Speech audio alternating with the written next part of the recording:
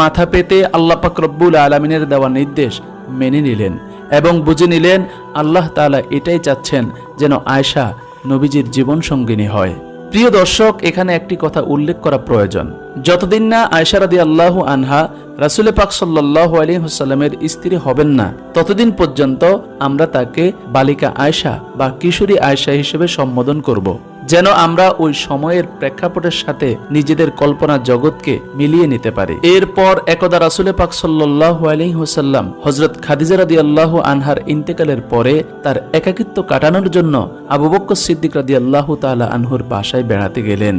রাসূল পাক সাল্লাল্লাহু আলাইহি ওয়াসাল্লাম আবু বকর রাদিয়াল্লাহু তাআলা আনহুর বাড়ির আঙ্গিনায় পৌঁছে দেখলেন যে বালিকা আয়েশা রাদিয়াল্লাহু আনহা তার বান্ধবীদের সাথে পুতুল খেলছেন। কোনো দিকে তার কোনো মনোযোগ নেই, তার শুধুমাত্র মনোযোগ পুতুলের দিকেই। তাকে এভাবে খেলতে দেখে রাসূল পাক সাল্লাল্লাহু আলাইহি ওয়াসাল্লামের মনে খানিকটা কৌতূহল জাগলো। তিনি এগিয়ে এলেন ছোট্ট আয়েশার দিকে, তার কাছে এসে বললেন, কি করো আয়েশা, তোমার হাতে ওটা কি?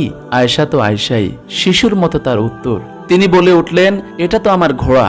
রাসূল পাক সাল্লাল্লাহু আলাইহি ওয়াসাল্লাম অবাক হওয়ার ভান করে বললেন, আচ্ছা ঠিক আছে বুঝলাম, কিন্তু তোমার ঘোড়ার যে পাখা দেখছি, ঘোড়ার তো পাখা হয় না। আয়েশা রাদিয়াল্লাহু তাআলা আনহা নবীজির কথা শুনে সাথে সাথে উত্তর দিয়ে বললেন, আপনাকে কে বলেছে ঘোড়ার পাখা হয় না? আপনি কি জানেন না আল্লাহর নবী হযরত সুলাইমান আলাইহিস সালামের ঘোড়ার পাখা ছিল? তার এমন জবাব শুনে রাসূল পাক সাল্লাল্লাহু আলাইহি ওয়াসাল্লাম দারুণভাবে হেসে উঠলেন।